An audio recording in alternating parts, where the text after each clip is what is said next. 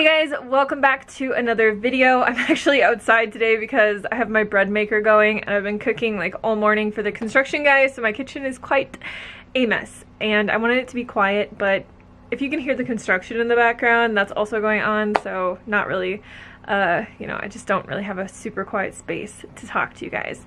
But today we are going to be doing another meal plan for maximum weight loss. So in these videos, I like to focus on calorie density to show you guys that you truly can eat more and weigh less. And that is all about not calorie restriction, but all about eating large volumes of food that can fill you up, where you feel full and satisfied and you don't feel like you're starving on a diet. So we want to focus on low calorie density, lots of vegetables, rice, beans, potatoes, fruits, vegetables, all the good stuff, beans, lentils, all that good stuff to keep us full and satisfied.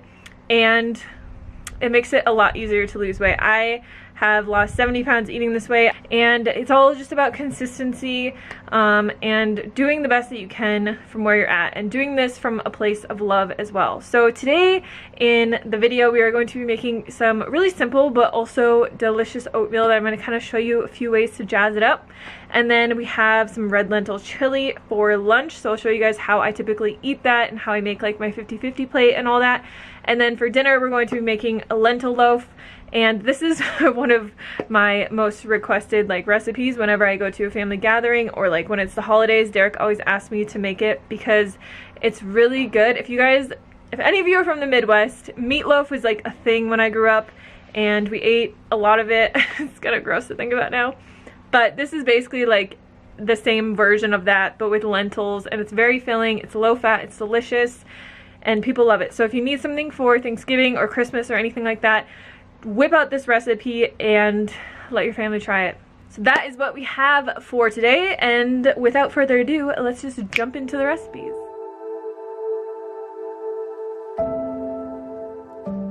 Hey guys, so for breakfast today we're actually going to be making next level apple oats. That's what I call them, because I invented or discovered, I'm not sure if anybody's ever done this before, but the other day I bought this tea at Safeway and I was drinking it and I'm like, this reminds me so much of this like delicious oatmeal that I used to have. So I thought, why don't I just take my boiling water and put a tea bag in it and then cook my oats in it, and it is delicious.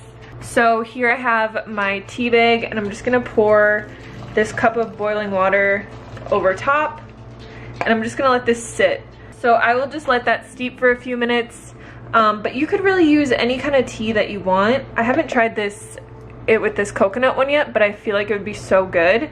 But I mean, they even have like this Celestial brand even has like apple, like a cinnamon apple spice one, which I feel like would be so good. But this really just like gives it such a different flavor. Like if you have any tea that you like, preferably like a caffeine-free tea, highly recommend trying this because it really gives your oats a lot of flavor. So to make these apple oats, I'm gonna make this in my Instant Pot. All right, so I have this on the saute function and I'm just gonna add a little bit of water.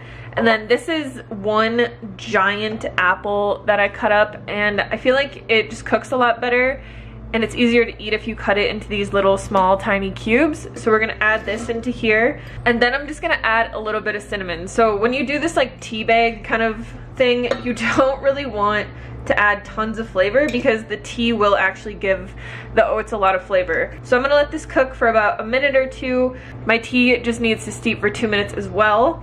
All right, so this has been cooking for 2 or 3 minutes, and now we're gonna add in the rest of our ingredients. So I have half of a cup of rolled oats here, and then I just have my cup of tea water. It's actually about 3/4 of a cup. So I'm gonna add that in.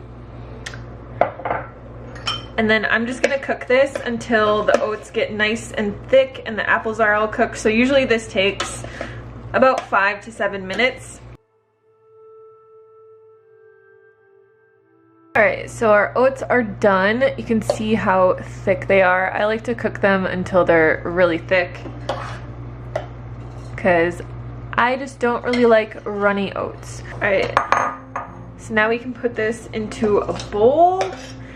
And you guys, this is really low in calorie density. So like for the apple, it's 100 calories, I'm guessing. And then the oats are like 150. And this makes a pretty big portion, if you can tell. So we're gonna add some stuff to this. I really like to add soy milk just because it gives it like this nice creamy flavor. Some of that in there.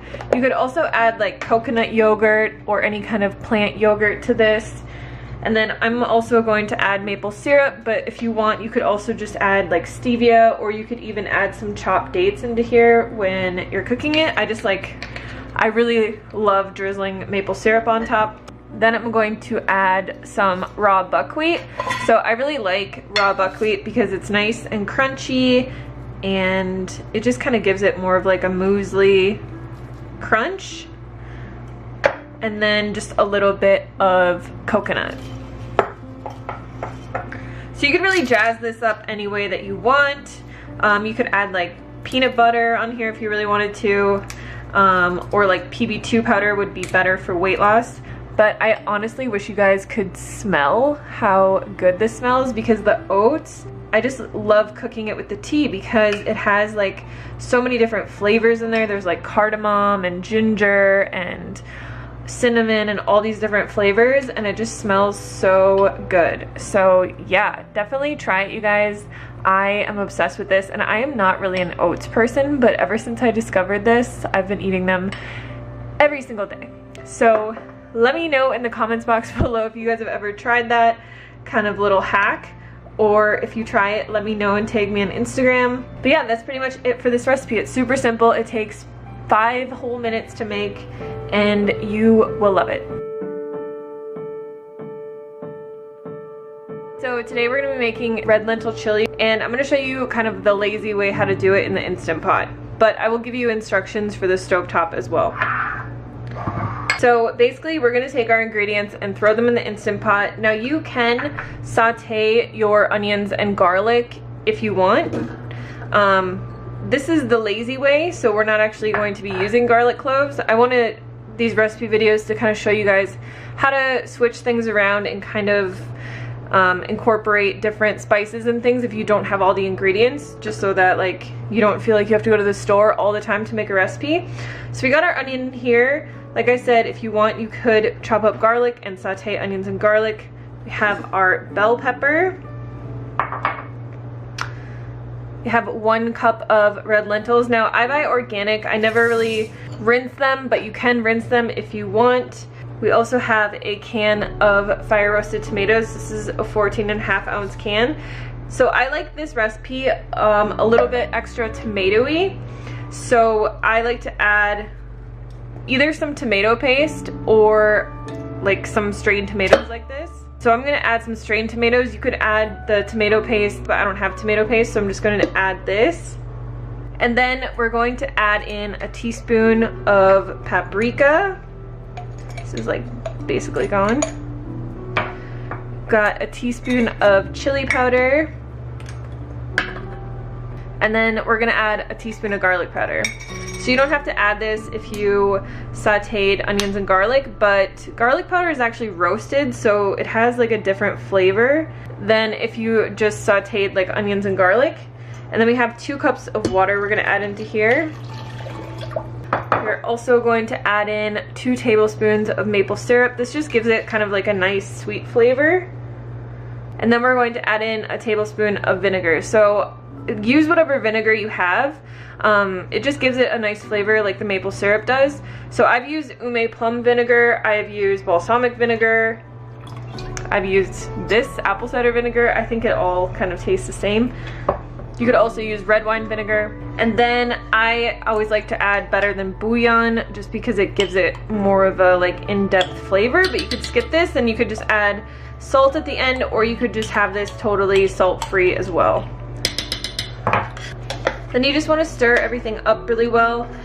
If you are doing this on the stovetop, you're going to want to bring this to a boil, reduce it to a simmer, cover it and cook it until the lentils are cooked. So it should take about 20 to 25 minutes. I'm going to put this on high pressure in my Instant Pot for 20 minutes, and let it naturally release. And then while this is cooking, I'm going to cook some rice in my rice cooker because we're gonna eat this with rice. All right, so our chili is all done. So I like to eat this with rice, and I just steamed some kale up for my 50-50 plate here. So I'm just going to add some chili on top. And then I usually like to put hummus on top of here. I don't have any of my homemade hummus right now, so I'm gonna use this Trader Joe's eggplant hummus. If you guys ever see this at your Trader Joe's, it's actually an oil-free hummus, and it's pretty low fat. It's only 2 grams of fat for 2 tablespoons. So I'm gonna add some of this on here. If you wanted to keep this overt fat-free, obviously don't add the hummus, or you could add hummus that doesn't have tahini in it. And then I always like to add a little bit of green onion to the top. This is just how I like to eat it. And then I always add hot sauce on here as well. So it's pretty simple. You guys can jazz up your meals really easily by just adding little additions to it. This is just how I really like to eat this meal. So we're just gonna go over our base ingredients here.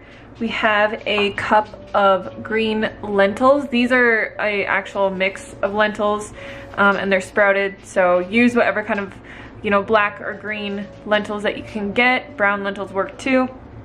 Then we have a half a cup of red lentils here. The recipe calls for a bell pepper, but I actually don't have one because my husband forgot to get it at the store, so I just had this mix of red bell pepper, green bell pepper, and mushrooms that I had in my freezer. So I'm gonna use this. Use what you have, you guys. A lot of these recipes are very flexible. You can kind of swap out lots of things. So mushrooms are actually really good in this recipe because it makes it very meaty. Then we have our chopped carrots, and I also didn't have celery, so I'm just using some celeriac from my garden. Here we have our onion and garlic that we're gonna be sauteing. And this is our cup of oats that I pulsed in the blender. So the recipe calls for 1.5 cups of oats pulsed lightly in the blender, but if you want to use just oat flour, you can just use 1 cup of oat flour, or you could even substitute just like a whole wheat flour if you really want to. And then we also have our 3 tablespoons of flax and our 6 tablespoons of water. So we're quickly just going to make our flax egg. All we do to do that is just mix these 2 together, and then we're just gonna let it sit while we do everything else. So I just like to put it together and whisk it a little bit, and then we'll just set this aside, and this is going to help bind everything together. All right, so we're gonna kind of make this into a 1-pan meal because who wants to do more dishes? I'm going to start by sauteing the garlic and onion. I like to usually use like a little bit of coconut aminos in place of water just because it adds more flavor to it, but you could also use soy sauce, or you could just use vegetable stock or water, whatever you have on hand. Going to add our onions and garlic in here. We'll just let this saute for about 5 minutes or until it starts to become fragrant and smell a bit. All right, so now we are going to add 3 cups of water into here, plus the rest of our vegetables and lentils here. And then we're just going to bring this to a boil, reduce the heat to a simmer, cover it, and cook it until all the lentils are nice and cooked, so it's about 30 minutes.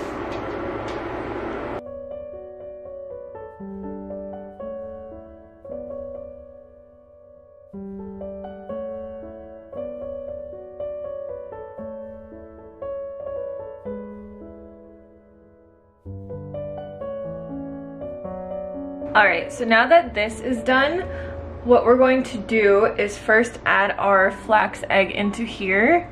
So see how like gelatinous this has gotten? It is so thick. And this is just gonna help bind all of the lentils and everything together. So add that in. So then we're going to add in our seasonings. Here I have some thyme from my garden. If you guys ever have fresh herbs in your garden, use those over dried ones because they're so much more pungent and flavorful. And then I have Italian seasoning, fennel, onion powder, and a little bit of cayenne because we like it kind of spicy. So we'll add that in. You can leave the cayenne out if you want. The fennel is what gives it a really nice meaty kind of flavor. So if you guys want this smoky, This isn't actually in the recipe notes, but if you want, you can add a little bit of smoked paprika or some vegan Worcestershire sauce. I always say that wrong. Or you could also add in a teaspoon of liquid smoke. So I'm just gonna add in some of this vegan Worcestershire sauce, however you say it. And then the last thing that we need to add in is our oats. So just add them slowly, especially if you're using like a whole wheat flour, but this should be pretty thick at the end. And all of this is just gonna help it bind together really well. And just mix it together until you don't have any more dry spots. So this recipe, we actually didn't add any salt to it, but if you enjoy salt in your diet, you can definitely add a little bit of salt. I like to add salt at the very end of my cooking because if you add it while it's cooking, it really dissipates a lot and you get a lot of the sodium, but you don't get a lot of the flavor. So just add in a little bit of salt if you want. I would add about a teaspoon and mix it in really well. And then all we're going to do is transfer this to a loaf pan. So you just want to use a non-stick loaf pan and transfer this in here, and then we're going to bake this for 30 minutes on 350 degrees. I like to always use the convection option on my oven. So if you guys have that, use it because it helps everything cook a lot more evenly. If you don't have it, don't worry about it. It's not a big deal. We're gonna put this in here and then just really kind of like smush it into the corners and make it as even as you can. This will dehydrate a bit because we're gonna cook it uncovered, but you just want to press it all firmly together. And we're gonna cook this for 30 minutes and then we're gonna take it out after 30 minutes, put our ketchup on top, and then glaze that for another 15 minutes in the oven. And that's pretty much it.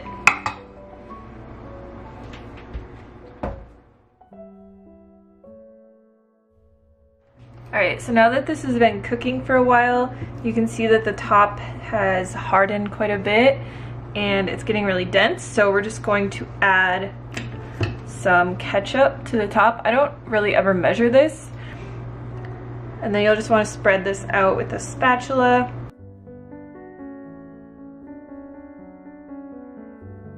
And then all we're going to do is just put this back in the oven for another 15 minutes and let the top caramelize. Alright, so this is all done. I've had it sitting here for about 30 minutes. You want to let it rest for a bit before you cut it. I just kind of made it look pretty. With this thyme on top, you can cut into this bad boy. And I'll show you guys a piece. And there you go. So I will usually put a side of mashed potatoes here or like potato fries. You could also eat this with a salad, but it's really simple to make. It's really thick, if you guys can see like the piece on the side, and you guys are gonna love it. Alright, that is it for today's video. I hope you guys try these out. I hope you love them. I will leave all the links and everything down below as always for you guys. And just remember to take your time with this. Don't strive for perfection. For me, like personally, I've learned a lot even from just losing the last 20 pounds again when I gained weight back. And what I've really learned is just to, like, I've found out who I am and what my tendencies are and what my personality is like. And I'm a Libra, so I really have to strive for like balance. And I've always tried, ever since I've basically started this channel, to be like really perfect with my diet and always eat clean and never eat like anything outside of those parameters. And personally, I've found over the years that like I just cannot do that. So for me, what works best is to do my absolute best as much as I possibly can. And for me, that's like 5 to 6 days per week. And this is how I lost the last 20 pounds as well. Focusing on calorie density, so having that 50-50 plate, joining, you know, the Eat Your Veg Challenge is the first week of every month. You guys can always join that as well. It's a really great jump start that me and Kiki share with you guys, and just to inspire you and to motivate you to eat more vegetables. But you're also lowering the calorie density of your food so much. So for me, like losing the last 20 pounds, this time I really took like a very balanced approach to it, and I didn't try to be like super perfect all the time. And I think that it really helped me because I can be really strict with myself for most of the time, but I need to also be lenient with myself and have realistic expectations for my life and like going out to eat and things like that. So I found just like a few little tips that really helped me, and one of those is to never take anything off the table. Like obviously I'm vegan, I will always be vegan, I'm an ethical vegan for the animals, but for like oils and processed foods and stuff like that, if I say like I'm never gonna eat those foods again, it's like the first thing that I want to do. So I don't take anything off the table anymore. I tell myself I can eat whatever I want to eat, but I keep calorie density always in mind. So like if my husband is eating a bag of chips and I'm like, I really want some of those chips, I will grab like a tiny little bowl and I'll fill the bowl up, and you know, there might be like 1 serving of chips in there. I'll have those chips, I'll eat them really slowly, and then I find that like totally satisfies my craving and like it's gone. And what I found is like if I don't allow myself to do that, like once a week or twice a week or whatever, then when the time comes where I'm at like my breaking point, I eventually just end up buying my own bag of chips and eating the entire thing, and it just kind of turns into like not a good thing. So always kind of check in with yourself, see where you're at, like see if there are things that you're craving. Maybe you can replace those cravings. Like a lot of times I don't really eat like tortilla chips because I can make them in a healthy way. Like I will always make my oil-free cut up tortillas with lime juice and salt on them, and usually that is just like my go-to. But like potato chips, I sometimes kind of cave with those, and I feel like there isn't a good replacement for those. But there's so many things that I find that are just like very easily replaceable, and it's not like a huge sacrifice to make the healthier choice. So I always keep that in mind, and always just keeping calorie density in mind. And if I have something that is very calorie dense, I have a very small portion of it, and then like I fill up on my healthy fruits and vegetables. So the last tip that I'm going to tell you guys, because I know the holidays are coming up, I know Halloween is coming up and Thanksgiving, all these things, and you're probably going to want to eat foods that are like off plan. So a strategy that works for me when I'm going out to eat with my husband, which we only do like maybe once a week or once every other week, but instead of like going there and being really hungry, and you know, sometimes you go to a restaurant and people will say like, oh, just order a side salad and eat that first, or order like a side of vegetables or 5 sides of vegetables and eat that first. A lot of times it's expensive because you're ordering a salad with absolutely nothing on it and they're still going to charge you the same price, or you're ordering like 5 or 6 tiny little sides of steamed vegetables. So what I actually do now, and what I did to lose the last 20 pounds, was I would basically just make like 2 pounds of steamed zucchini or steamed broccoli, and I put a little bit of nutritional yeast on there, maybe like a little bit of salt or lemon juice, and I would take that with me in the car on the way to the restaurant. Well, we live an hour away from most restaurants, so I would just like munch on that the whole time, and by the time that I got there, I was like, my belly was full, but I still wanted to have that like vegan burger or those vegan cauliflower wings or whatever it was. But I found myself, when I put this tactic into place, I found myself having like half of a burger, or like maybe 2 cauliflower wings, or like 3 or 4 fries, instead of ordering a burger, cauliflower wings, and a whole basket of fries to myself. Just being able to kind of think ahead and plan ahead and still enjoy all the things that you want to enjoy, but just knowing that like obviously a vegan burger and deep fried cauliflower wings and deep fried french fries are very calorie dense. So the way that I just kind of tackled that problem while still enjoying my life and going out to eat was by filling up on low calorie density foods on the way there or before I left. So that's just a little tactic you can use if you're going to like a Halloween party, if you're going to Thanksgiving with your family, Christmas dinner. Just eat a bunch of veggies before you go, and I feel like steamed veggies are the best. So I feel like they're just more filling than like a salad. So I usually always just go for broccoli or zucchini, and I will just make like 2 pounds of that, and then I'm done. Like I can really truly sit down at dinner at a restaurant and eat to satisfaction because I'm truly not like that hungry. So I hope this video is helpful for you guys. I hope all the tips were helpful. Leave any comments or questions or video ideas down below, and I will see you guys on the next one.